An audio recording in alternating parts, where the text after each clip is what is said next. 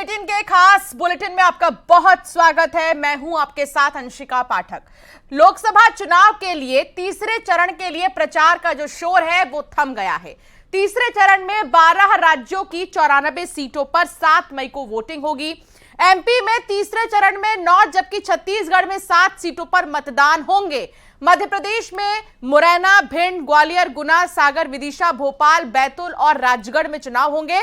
तो वहीं छत्तीसगढ़ में सरगुजा, रायगढ़, जांजगीर चांपा, कोरबा, बिलासपुर, दुर्ग और रायपुर में वोटिंग होनी है। एमपी में गुना, राजगढ़ हॉट सीट बनी हुई है।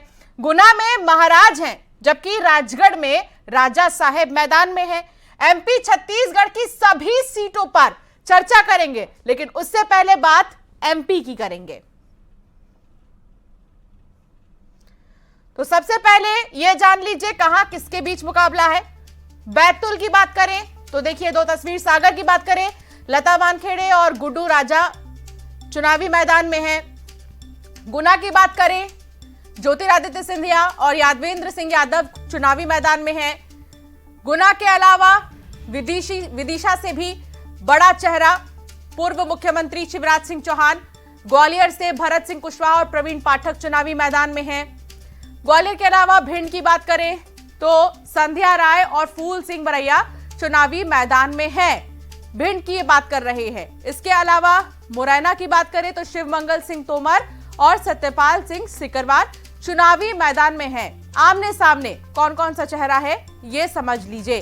भोपाल में आलोक शर्मा और अरुण श्रीवास्तव चुनावी मैदान में हैं। तो ये 2 चेहरे आमने सामने, दिग्गज चेहरे, और विदिशा से शिवराज सिंह चौहान और प्रताप भानु शर्मा चुनावी मैदान में है। तो किसके बीच मुकाबला होगा मध्य प्रदेश में ये समझ लीजिए।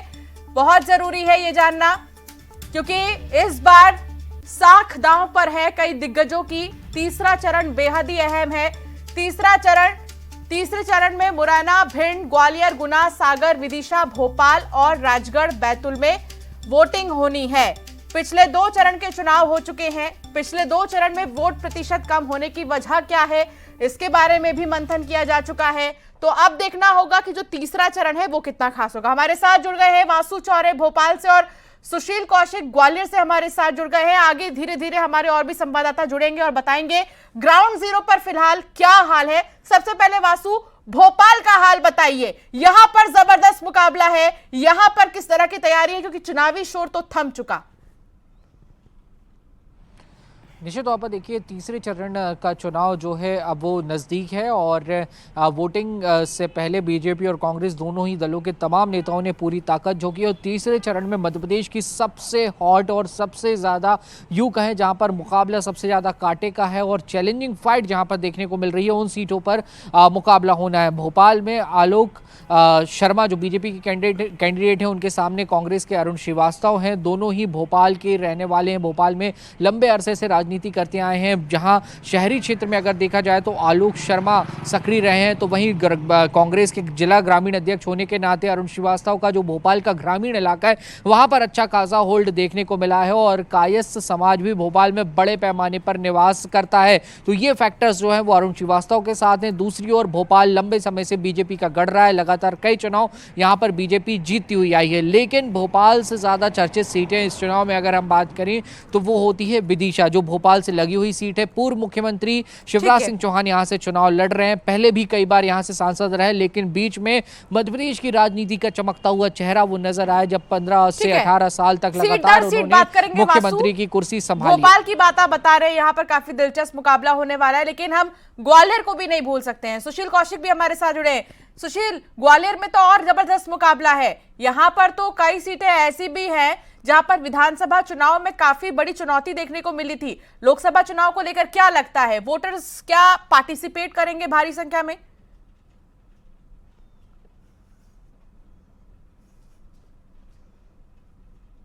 60% के करीब मतदान हुआ था। इस बार मतदान प्रतिशत बढ़ाने के लिए चुनाव आयोग सहित जिला प्रशासन ने व्यापक प्रचार प्रसार किया है। अब देखना ये है कि मतदान किस तरह बढ़ता है, लेकिन जो 4 सीट है ग्वालियर चंबल अंचल की, चारों सीट पर एक कड़ा मुकाबला है। अगर बात करें ग्वालियर की तो यहाँ प्रवीण पाठक और बीजेपी के भारत सिंह कुशवाहा के बीच कांटे का मुकाबला है। ऐसे ही अगर मुरैना की बात करें तो शिवमंगल सिंह तोमर जो बीजेपी के, उनका सत्यपाल सिंह सिकरवार नीटू से कांग्रेस के कैंडिडेट से तगड़ा मुकाबला है। भिंड की बात करें तो वहाँ कांग्रेस के फूल सिंह बरैया और सिटिंग एमपी संध्या राय के बीच कड़ा मुकाबला है।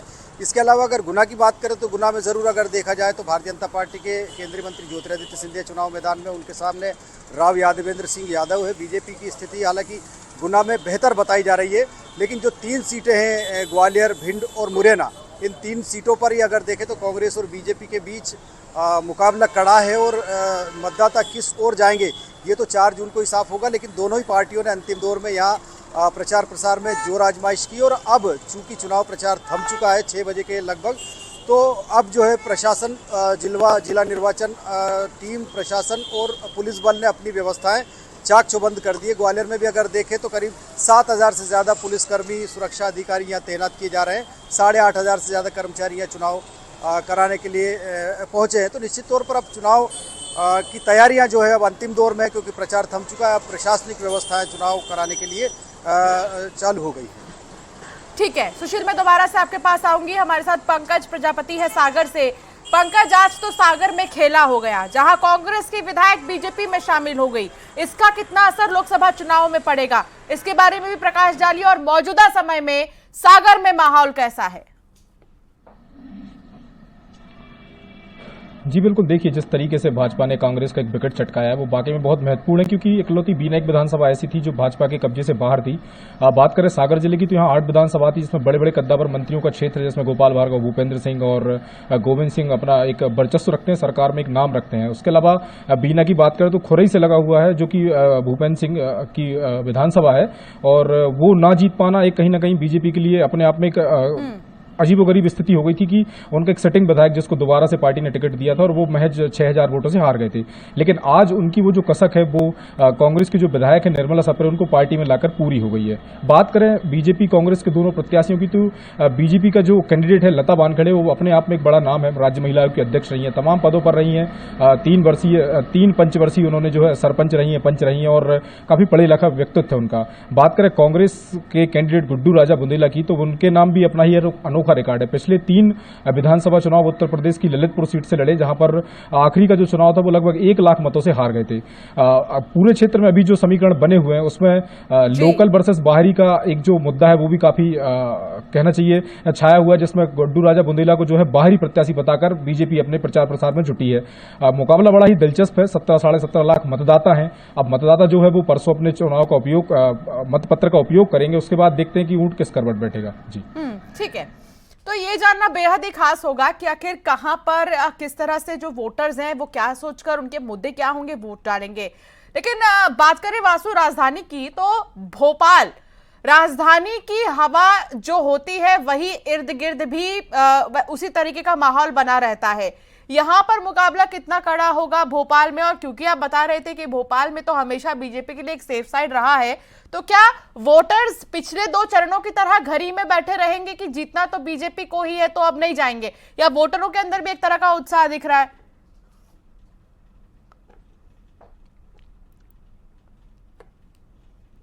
सामने आया बेहद कम रहा। ये चिंताजनक बात राजनीतिक दलों के लिए भी है, जो प्रत्याशी चुनाव लड़ रहे हैं उनके लिए भी है, और खास तौर पर इलेक्शन कमीशन की जिम्मेदारी होती है कि लोगों को जागरूक करें और ज़्यादा से ज़्यादा मतदान हो। तो इलेक्शन कमीशन ने तमाम तरीके की योजनाएं भी चलाई हुई हैं, लकी ड्रॉ जैसी योजनाएं भी चलाई हुई हैं, ताकि वोटर्स आएँ, मतदान करें और ज़्यादा से ज़्यादा जो वोटिंग परसेंटेज है वो नज़र आए। लेकिन हाँ, ये बात सच है कि बीते चुनावों में भोपाल में बीजेपी को लगातार जीत मिली है। अब विधानसभा चुनाव की बात करें तो अधिकतर सीटों पर भी वहाँ पर बीजेपी जो है वो जीत कर आई थी। लेकिन इस बार का चुनाव जो है वो इंटरेस्टिंग है। एक तरफा चुनाव जो है वो भोपाल का नज़र नहीं आ रहा है, क्योंकि ग्रामीण क्षेत्र से आने वाले कांग्रेस के अरुण श्रीवास्तव का एक अच्छा वहां पर होल्ड है। दूसरा जो एक मैं सामाजिक फैक्टर की बात कर रहा था कि भोपाल में जो कायस्थ समाज के वोट हैं वो अच्छे खासे हैं। अगर कायस्थ समाज के वोट कांग्रेस की तरफ डाइवर्ट होते हैं तो जो मुकाबला है वो काफी दिलचस्प हो जाएगा। वहीं आलोक शर्मा की बात करें तो उनके साथ 2 फैक्टर हैं। भोपाल के पुराने नेता हैं, शिवराज सिंह चौहान के करीबी रहे हैं, भोपाल बीजेपी का गढ़ रहा है, और शहर में उन्होंने भरपूर काम भी किया है, क्योंकि भोपाल के वो मेयर भी रह चुके चुके हैं, तो एक जाना पहचाना नाम है। इस भोपाल को वजह तो से हम समझ भोपाल ही का रहे मुकाबला, हैं, लेकिन हमें छत्तीसगढ़ भी समझना बहुत ज्यादा जरूरी है। आप लोग बने रहिए हमारे साथ। तो छत्तीसगढ़ की बात करें तो अंतिम चरण में कुल 7 सीटों पर वोटिंग होगी। इसके साथ ही छत्तीसगढ़ में लोकसभा चुनाव खत्म हो जाएगा। तीसरे चरण में दिग्गज भी मैदान में है। कोरबा से ज्योत्सना महंत के मुकाबले इस बार बीजेपी की दिग्गज नेता सरोज पांडे हैं, तो रायपुर में दिग्गज बीजेपी नेता बृजमोहन अग्रवाल मैदान में है और दुर्ग में विजय बघेल फिर से किस्मत आजमा रहे हैं। तो ये छत्तीसगढ़ की बात है। और बिलासपुर में 8 विधानसभा सीट, सभी 8 पर बीजेपी का कब्जा है। लोकसभा सीट पर 2004 से बीजेपी का कब्जा है। बाबूनाथ सिंह सबसे ज्यादा 5 बार से यहां पर सांसद रहे हैं। इस बार चिंतामणि महाराज बीजेपी के प्रत्याशी हैं और कांग्रेस ने शशि सिंह को मैदान में उतारा है।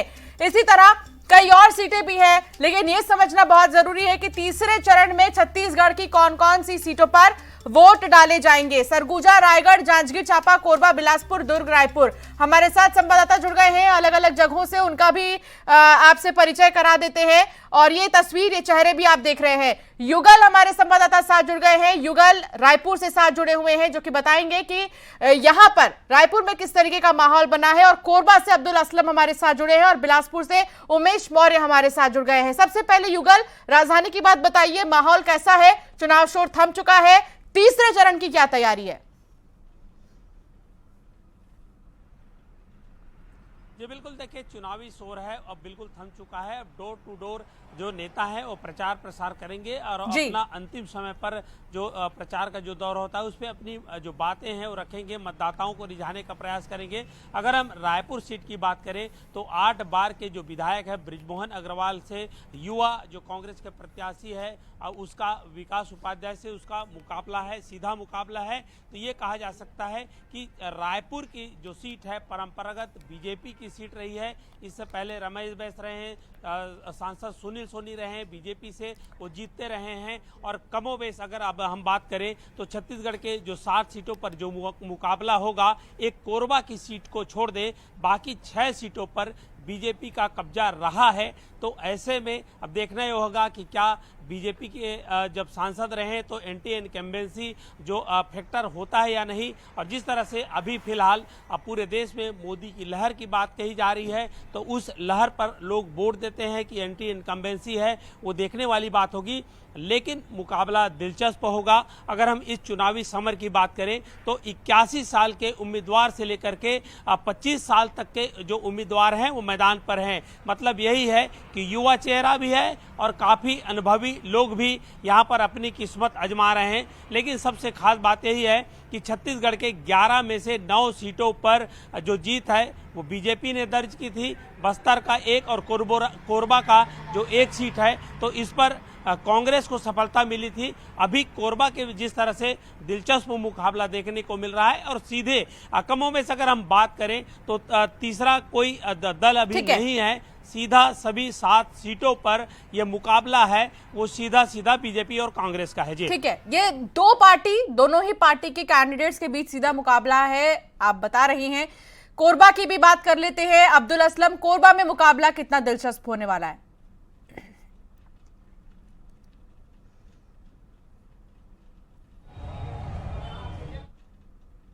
जब से भाजपा ने यहाँ सरोज पांडे को यहाँ से मैदान में उतारा है और सिटिंग एमपी जो रही है ज्योत्सना चरणदास महंत, उनको फिर कांग्रेस ने उतारा है। दोनों, इस बार दिलचस्प बात यह है कि दोनों महिला प्रत्याशी आमने सामने हैं और दोनों अपना दमखम लगा रहे हैं, अपनी अपनी जीत का दावा कर रहे हैं। सबसे बड़ी बात तो ये है कि कोरबा लोकसभा की अगर बात, यहाँ पर अमित शाह भी आए थे सरोज पांडे के लिए प्रचार करने के लिए।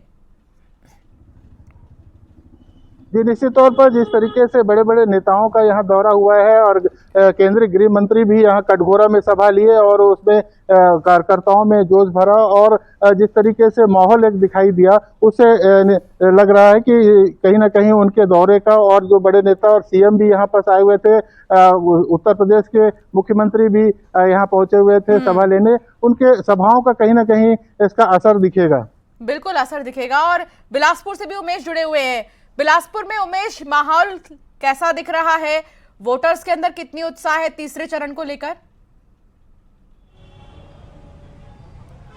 हंसिका जी देखिए, लोकसभा चुनाव को लेकर जो प्रत्याशी मैदान में है उनकी परीक्षा की तैयारी लगभग आज समाप्त हो जाएगी, क्योंकि आज अंतिम चरण है चुनाव प्रचार का। उसके बाद डोर टू डोर करेंगे।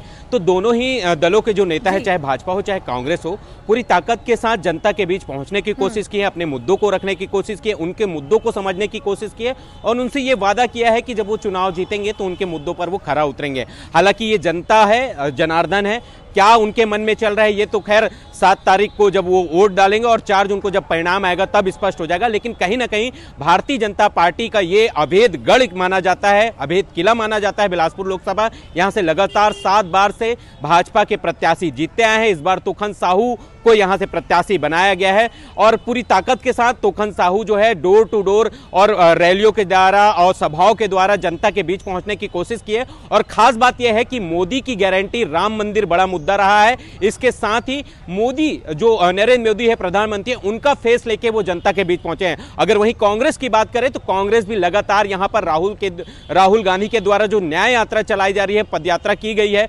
उसको जनता के बीच पहुंचाया है। इसके साथ ही जो पिछले 7 बार से लगातार यहां भारतीय जनता पार्टी के प्रत्याशी जीतते आ रहे हैं, तो कहीं ना कहीं कांग्रेस ने उसको एंटी इनकम्बेंसी का माहौल बनाने की कोशिश की है कि जो भारतीय जनता पार्टी के प्रत्याशी है वो प्रखर होकर, मुखर होकर जो मुद्दा होता है बिलासपुर लोकसभा का, वो संसद में नहीं उठाया जाता है, जिसकी वजह से यहां का विकास नहीं हुआ है। तो जनता जो है दोनों की बातों को सुन चुकी है। अब परिणाम, अब जो है मतदान का समय है, अब जो है पूरी चीजें जो है वो जनता के हाथों में है कि वो क्या कुछ करने वाली है। दोनों की पार्टियों के जो नेता है अपनी अपनी तरीकों से जनता के बीच अपनी बातों को रख दिया है। अब इंतजार है मतदान का। जब मतदान होगा और 4 जून को जब परिणाम आएगा तो स्पष्ट हो जाएगा कि जनता ने किसकी बातों पर, किसके मुद्दों पर मुहर लगाया है। जी, देश की 9 और छत्तीसगढ़ की 7 सीटों पर मतदान होना है तीसरे चरण में। मध्य प्रदेश से लेकर छत्तीसगढ़ के हमारे तमाम संवाददाता आपकी टेलीविजन स्क्रीन पर है, जो कि हर जानकारी आप तक पहुंचा रहे हैं कि मौजूदा समय में तीसरे चरण से पहले किस तरह की तैयारियां हैं, क्या हलचल है ग्राउंड जीरो पर। एक बार फिर से मैं मध्य प्रदेश का रुख करना चाहूंगी। सुशील, ग्वालियर की अगर बात करें तो ग्वालियर के लिए भी कहा जाता है कि राजा महाराजा के लिए जो है इस बार साख दांव पर लगने वाली है। तो यहां पर क्या माहौल नजर आ रहा है? क्या वोटर्स इस बार एक्टिव नजर आएंगे पिछले 2 चरण के मुकाबले? बिल्कुल सही बात है। देखिए, राजा और महाराजा दोनों की साख दांव पर लगी है। अगर राजा की बात करें तो राजा दिग्विजय सिंह राजगढ़ लोकसभा क्षेत्र से चुनाव लड़ रहे हैं, जहां से 10 साल से सांसद बीजेपी के रोडमल नागर है और रोडमल नागर ही तीसरी बार मैदान में उतरे हैं। दिग्विजय सिंह को इस बार जो है 33 साल बाद पार्टी ने राजगढ़ से लोकसभा चुनाव लड़ाया है। यहाँ भी राजा ने पूरी तरह से इस प्रचार को कैंडिडेट टू कैंडिडेट करने का प्रयास किया है और लगातार वो बीजेपी के प्रत्याशी की असफलता को लेकर प्रचार करते रहे। तो राजगढ़ सीट पर भी राजा के बीच तगड़ा मुकाबला। इसके अलावा अगर बात करें महाराजा यानी ज्योतिरादित्य सिंधिया की, जो गुना सीट से भारतीय जनता पार्टी के उम्मीदवार है, उनके सामने भाजपा से ही कांग्रेस में गए राव यादवेंद्र सिंह यादव से मुकाबला है। और यहाँ भी अगर कहें तो सिंधिया को चुनौती तो जरूर मिली है राव यादवेंद्र सिंह यादव की तरफ से कांग्रेस की ओर से, लेकिन सिंधिया का अगर कहें तो कुछ पलड़ा जरूर भारी नजर आए, क्योंकि लगातार सिंधिया परिवार के साथ ही भारतीय जनता पार्टी के तमाम बड़े नेता वो गुना में जाकर प्रचार करते रहे, चाहे सीएम हो या पूर्व सीएम हो, उमा भारती हो या फिर अमित शाह हो, तमाम बड़े नेताओं ने यहाँ रैलियाँ की है, सभा की है। तो ज्योतिरादित्य सिंधिया के लिए भी साख का सवाल है, क्योंकि 2019 का लोकसभा चुनाव अगर देखें तो ज्योतिरादित्य सिंधिया भी कांग्रेस के टिकट पर गुना से हारे थे। उसके अलावा दिग्विजय सिंह खुद भोपाल सीट से कांग्रेस के टिकट पर, आखिर तक तो मुरैना, भिंड और ग्वालियर ये 3 सीटें ऐसी है बीजेपी ने जिसमें सब कैंडिडेट्स का ऐलान जल्दी नहीं किया था, धीरे धीरे एक्सपोज किया था, और कांग्रेस ने भी अपने उम्मीदवारों का नाम जल्दी से नहीं ऐलान किया था, इसके लिए समय लगा था।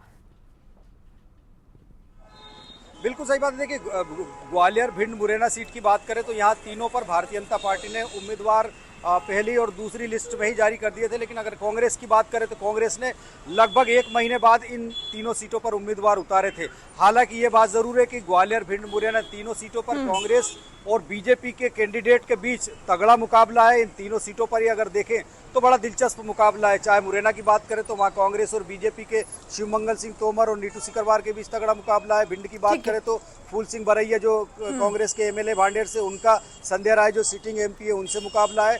ग्वालियर की बात करें तो भारत सिंह कुशवाहा जो हारे थे विधानसभा चुनाव, पूर्व मंत्री, उनका मुकाबला कांग्रेस के प्रवीण पाठक से जो पूर्व विधायक है। तो यहाँ भी तगड़ी टक्कर है इन तीनों सीटों पर क्या होगा वो 4 जून को ही पता चलेगा, लेकिन इन तीनों सीटों पर दोनों ही पार्टियों ने जोर लगाया है। बिल्कुल, दोनों ही पार्टियां जोर लगा रही हैं और हमने देखा कि पिछले दिनों प्रचार प्रसार में कितने बड़े चेहरे इस 3 बेल्ट में भी नजर आए हैं। बात करें अगर भोपाल की, तो भोपाल तो प्रधानमंत्री पहुंचे थे वासु, और यहां पर रोड शो किया गया था, बाकायदा आलोक शर्मा उनके साथ में मौजूद थे। तो क्या यहां पर रास्ता थोड़ा आसान है बीजेपी के प्रत्याशी के लिए?